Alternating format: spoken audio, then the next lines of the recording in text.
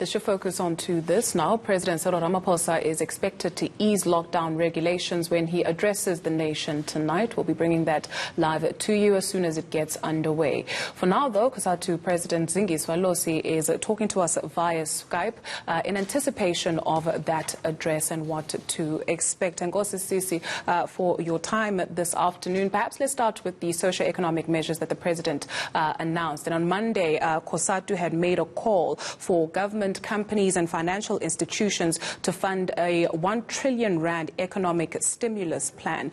Does Cosatu endorse the President's 500 billion rand coronavirus support package? Good afternoon to you, Dudu, and the viewers of ENCA. Indeed, Cosatu is comfortable with the 500 billion that the President has announced. But of course, as we have said, that we think the economy needs at least 1 trillion rands to be able for us to have a few stimulus. But I think we can work for what the President has announced on, and we are calling on the private sector and the big banks to also come to the party, particularly the financial sector as a whole. Insurance companies, they must be able to come forward and see what contribution can they make to take us to 1 trillion rand. What do you make of state institutions like the PIC, perhaps, and also providing some support? Is that something that is feasible? Look, Dudu, on the issue of the PIC, and I think given what has happened now with regards to the negotiations that are taking place at the level of the PSCPC, when you mention the issue of the PIC, it becomes a sore point for public sector workers, and correctly so. But of course, we must, when we enter into that debate, be able to separate the GEPF, which is the government pension funds, from the PIC, as the President has alluded, onto the UIF that we should be tapping in, but it sits in the PIC. And we think that when we get onto those deliberations, we should be able to give comfort to the public sector workers that we are not at any point referring to their pension funds.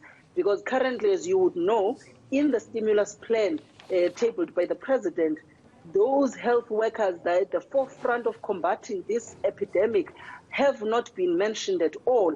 And we think that given the risk that they are putting themselves and their lives at, we think that the President, hopefully the Minister of Health, in the 20 billion that has been set aside, will be able to speak something towards those employees. When you speak of risk, and specifically where workers are concerned, are there risk assessments that are being done in anticipation of what we would hear tonight in terms of the slow phasing out of the lockdown and reopening the economy? A number of workers have not received their salary increases as well, and some of the unions affiliated with Cosatu waging war with government where that is concerned.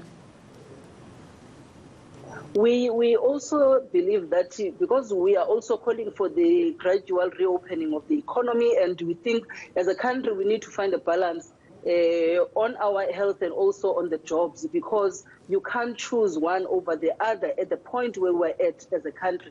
You would all know and appreciate that we are at a point where we have been downgraded as a country, having to reside in a junk status. So we need to come back and reignite our economy again. Hence, I guess, the purpose of a stimulus package.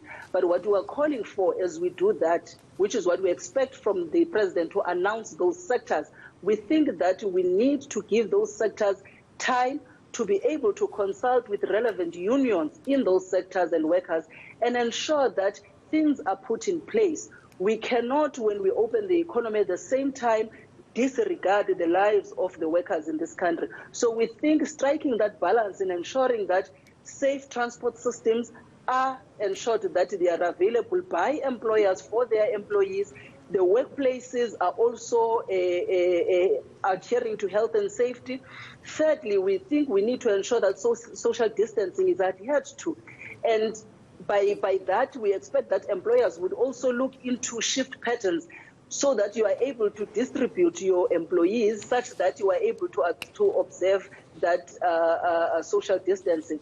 But of course, we are saying it is appalling that in places where, as people of South Africa, we go to seeking to get assistance in terms of fighting the COVID-19 in the hospitals, you would find that those health workers, the soldiers that are at the forefront of this battle, are the ones that are now being more infected.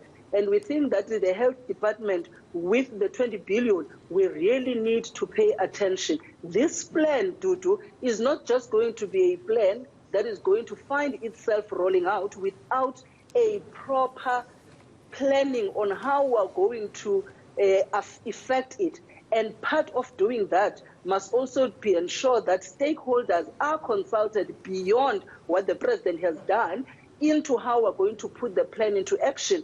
But secondly, monitoring of this 500 billion is going to be critical, because we cannot afford to have people that are having calculators at hand to calculate how much they are going to take, in corrupt ways out of this. We think every penny has to ensure that we take our people out of poverty, unemployment, and inequality. And we are saying as a federation, as much as we are saying we want to flatten the curve of COVID-19, but there is a curve of unemployment, inequality, and poverty that this country has to flatten beyond the pandemic. Absolutely. Thank you very much, Cosatu President Zingiswa Losi.